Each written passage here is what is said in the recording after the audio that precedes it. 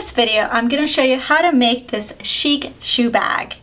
It's a really handy bag to have when you're traveling. Instead of putting it in just a plastic bag, you can put it in this nice little travel bag here.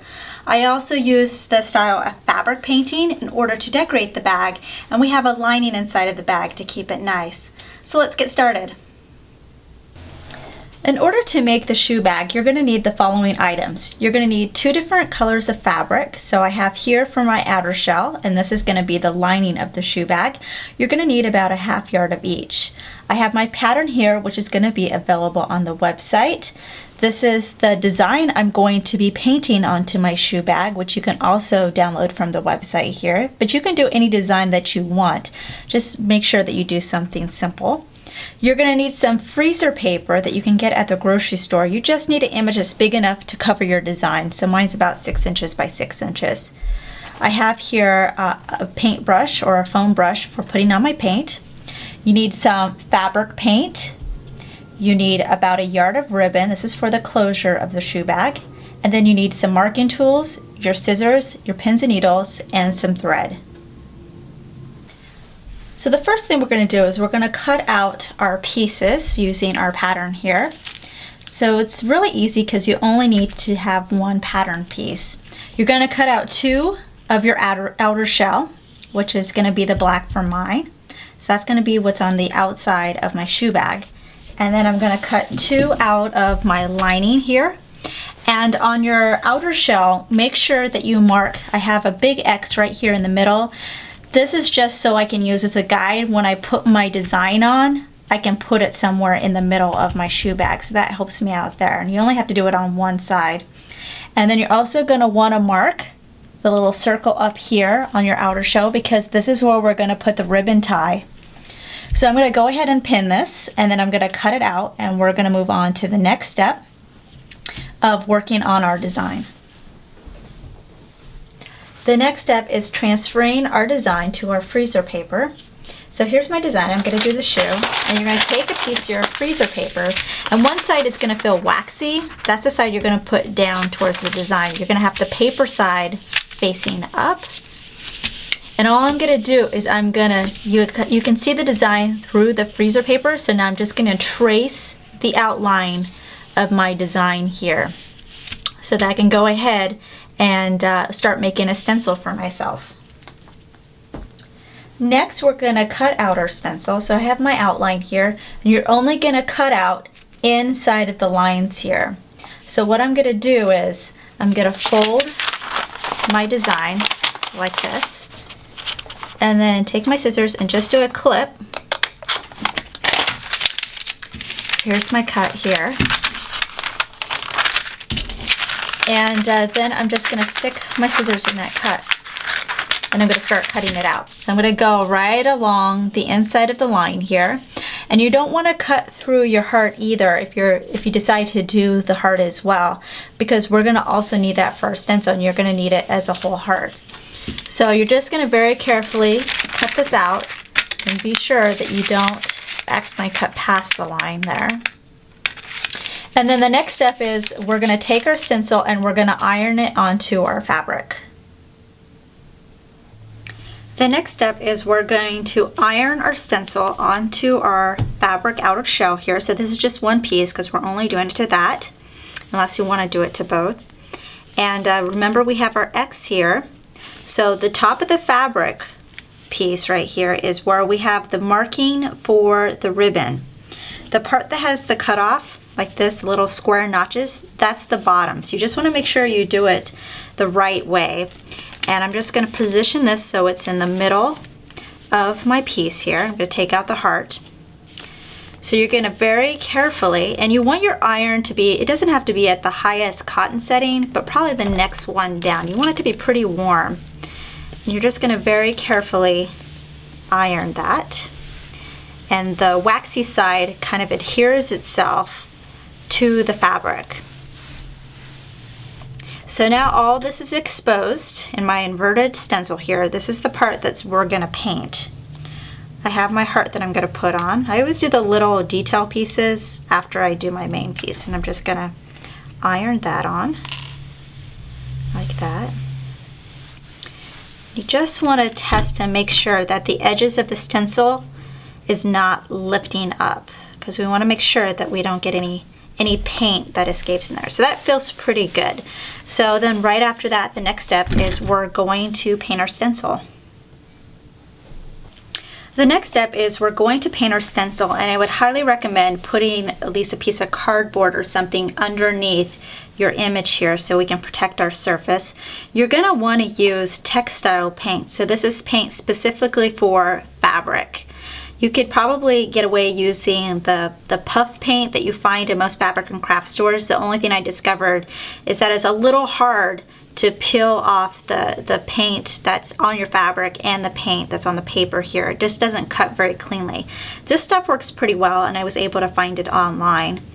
And then I like using a foam brush because it's a little bit easier for me to use since it covers a greater surface. You're going to want to paint in nice broad strokes, and I like to go along the grain of my stencil here. So I'm not painting in this way where I'm rubbing against the stencil. We want to make sure that the edge of the stencil stays flat, because if we get paint over there, it's going to make our image come out not as clean. So I'm just going to paint in this direction, and sometimes with the darker fabrics like with this one, the paint doesn't come out perfectly crisp, so in that case I might do 2 coats. So then once I paint it, I'm going to let it dry, and I like to let it dry at least overnight. So after your paint has dried, the next step then is to remove the freezer paper, which I've already done because I was excited and I couldn't wait. So you're just going to very carefully from one corner, you're going to peel it off, and you're going to want to do it slowly rather than just ripping it off, because sometimes the paint will be sealed between the fabric and the paper. So you just want to very carefully pull it away. And I still have my little heart attached, so I'm just going to pull it off like that.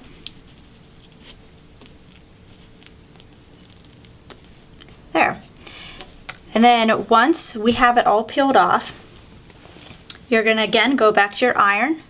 You're going to cover it with a piece of cloth, and again with a warm iron, you're just going to carefully iron the image, because this sets the paint and it makes it all washable. And then once that's done, we're ready to start sewing our shoe bag. The next step is we're going to attach our ribbon to the top of the outer shell of our bag. So I have 2 pieces of ribbon here. They're about a ½ yard each, because it's better to have it too long and we can cut it down than too short. And I'm going to take one end and I'm going to pin it where I have one of my dots right here. And I'm just going to baste the ribbon to my fabric. And here's my second one. And I'm going to do the same thing. And this is just to hold the ribbon in place while we work on the rest of the bag. So now that that's pinned, I'm going to go to my machine, and I'm just going to baste right along the top here. With my ribbon pinned to the right side of my outer shell piece at the top where the dot is, I'm now going to do a basting stitch, which is going to be the largest stitch on my machine. So for mine, it's going to be a 6.0, and you just need to do it somewhere near the top. This will eventually come out, and we're not doing any back stitch. So I'm going to do it right across, just like that, easy. And then I'm going to do the same thing on my other side. So I'm going to go ahead and finish that, and then we're going to move on to the next step, which is pinning our right sides together. Now that I have my ribbon basted to the right side of my pieces here, I'm going to take both my outer shells, so here's the other one with the ribbon attached, and I'm going to put them right side to right side, so they're all matched up from the top to this little notched ends right here, and I'm going to pin it along the edge here. And you're just going to make sure that your ribbon stays out of the way, that it doesn't get in the middle, because we're going to stitch a seam along this edge, and this edge. You do not need to sew in these areas right here. This is gonna stay open. So I'm gonna go ahead and start pinning it. And then I'm gonna do the same thing to my lining fabric, but I'm gonna do one extra step. So I'm gonna go ahead and pin this, and then I'm gonna show you the lining. So here's my lining, and just like we did with the outer shell, I'm going to put right side to right side, both pieces of my lining here. And again, I'm going to pin the edges, and I'm going to sew here. But on the bottom section right here, I'm going to make sure that I leave an opening. So I'm going to make an X with my pins. And I'm saying you're probably going to want to leave at least a good 3 inches opened, because this is our hole that we're going to use in order to flip everything right side out once we sew it. So it should be big enough for you to at least get most of your fingers in and to get the fabric out. So this area between these 2 pins, I'm not going to sew, but I'm going to go ahead and sew from this edge to here, and from this set of pins to the edge right here. So I'm going to go ahead and finish pinning this, and then I'm going to take both the lining and the outer shell to the machine so I can go ahead and do my 1/2 inch seam allowance. Okay, so I'm going to sew my 1/2 inch seam right now, and don't forget to do a couple of back stitches there. And again, I'm just going to go along the side and try to be careful and make sure that you don't get your ribbon caught in your seam. You want your ribbon to remain free, because that's what's going to tie your shoe bag at the top. So I'm going to go ahead and do this for the outer shell, which I'm doing right now. And then I'm going to also do the lining, just like I showed you before. So now I'm sewing the bottom of my lining here. And again, I'm going to stitch from the edge till I get to the X, and then I'm going to stop and do a back stitch. So I'm going to go ahead and do it again at my 1/2 inch seam allowance. Couple stitches, couple back stitches.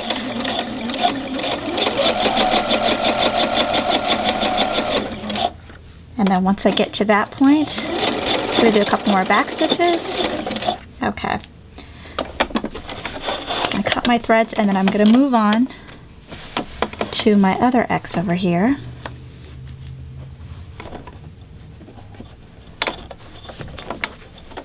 And then I'm going to do a couple more back stitches.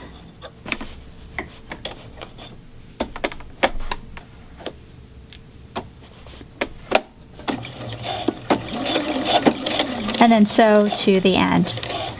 And then once we're done with both of those pieces, I'm going to take it to the iron, and I'm going to iron my seams flat and open.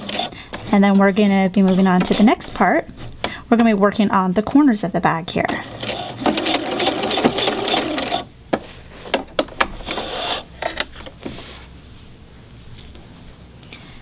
So now I pressed open my seams that I've sewn along here on the side and on the bottom. So in order to make our corners, what we're going to do is I'm going to stick my finger in between the 2 layers here, and I'm going to pull it apart. So I'm matching this seam, this bottom seam, with this side seam here. I'm going to put these seams together, and I'm going to pin it. And then what I'm going to do is I'm going to smooth out these corner pieces right there, and I'm going to stick another pin on each side. So once you pull out these corners this way, it'll kind of fall into place. And I'm going to do this for each corner of my lining, and then also for my outer shell. And then I'm going to stitch again at the seam allowance right here, a 1/2 inch directly across here.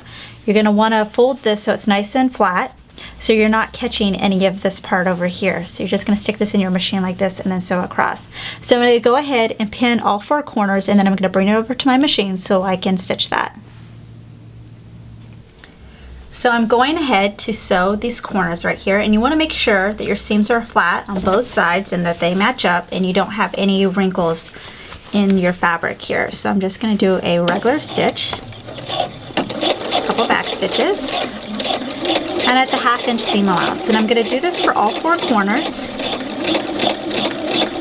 And then what I'm going to do is I'm going to trim my seam here to about 1/2 the size. So you're probably going to have 1/4 of an inch then left in your seam, and this is just to help so that your corners aren't going to be all bulky. So I'm just going to take my scissors and I'm just going to trim about 1/2 of that off. So I'm going to go ahead and finish doing that with the rest of my corners and then trimming it, and then we're going to move on to the next step. So I finished sewing my corners and I trimmed my seams here. So the next step is we're going to take the lining and stick it inside the outer shell here. So this is going to stay with right sides facing in. So if I open this up, I'm going to have my ribbon, I'm going to have my image here, that's going to stay like that. This one, on the other hand, I'm going to flip it right side out like that. And then I'm going to stick this inside my outer shell. So just need to open this here and I'm going to stick it in there like that. And then what I'm going to do is I'm going to pin these 2 layers, so the lining to the outer shell, all along the edge. We're going to go around in a circle and it's going to stay open like that. You're going to make sure also to line up your seam. So the seam and the lining is going to match up with the side seam of the outer shell. So I'm going to go ahead and put a pin there. Like that. And then I'm just going to go all the way around.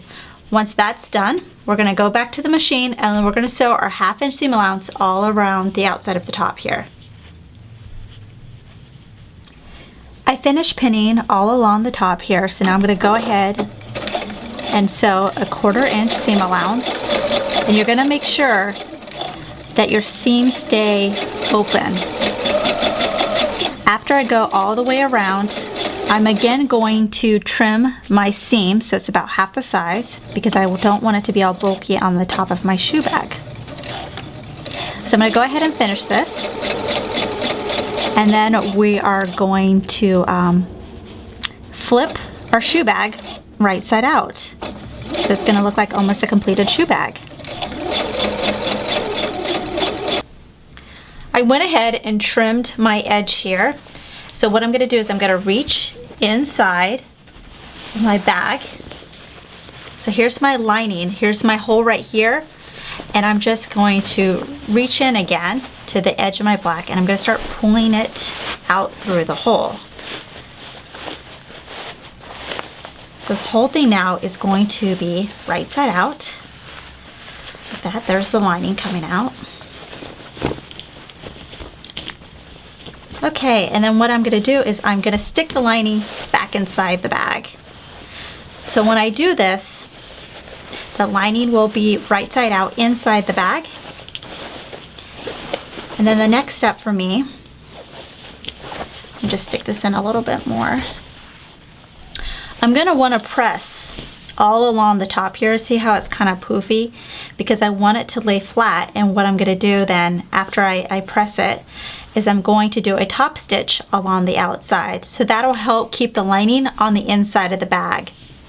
So we have to do that. I'm going to go ahead and press it, and then I'm going to take it to my machine, and then we only have a couple more steps to do. I went ahead and pressed the top of my bag here, so this is lying nice and flat, and I'm going to go ahead and do a top stitch all along this black edge here as close as I can to the edge. That's going to keep the lining on the inside. Also make sure that you pull your ribbon out because we don't want to accidentally sew it to the inside of the bag. We want it to hang out like this so we can tie the 2 ends together. I also took off my arm extension on my machine so I can slip the bag onto the skinny part of the arm. So it helps me not sew the 2 sides of my bags together. It just makes it a little easier.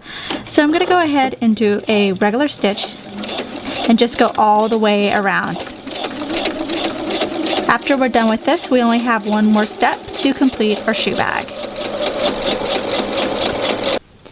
The last thing we need to do is we need to hand sew our hole closed that's in the lining.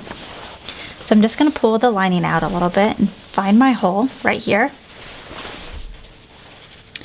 And it should naturally be pressed under with your seam allowance. If not, you're going to have to fold it under. And I'm going to use my straight pins to pin it close. So it's going to look like it's part of the natural seam there.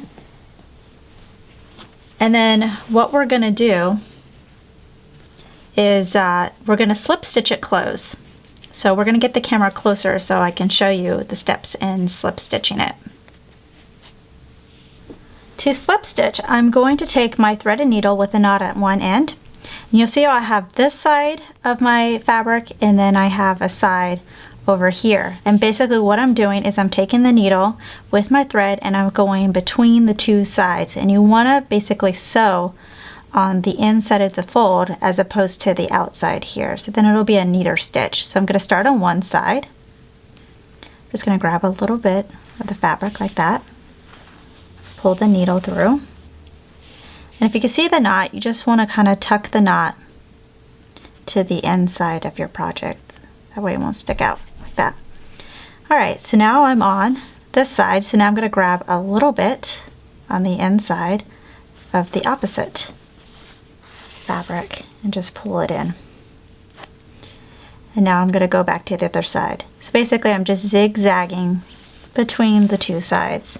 And you're going to gently pull as you go, and if you do it right, you're not going to see the stitch at all. So it'll be a nice clean seam. I'm just going to remove this pin so it's a little bit easier.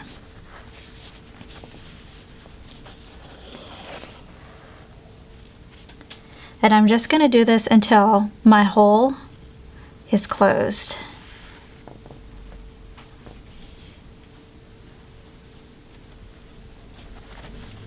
And then once we're done with that, the shoe bag is complete and you can begin to use it. After completing the slip stitch, the only thing that's left to do is just take the lining back inside, tie your bow, and you're good to go.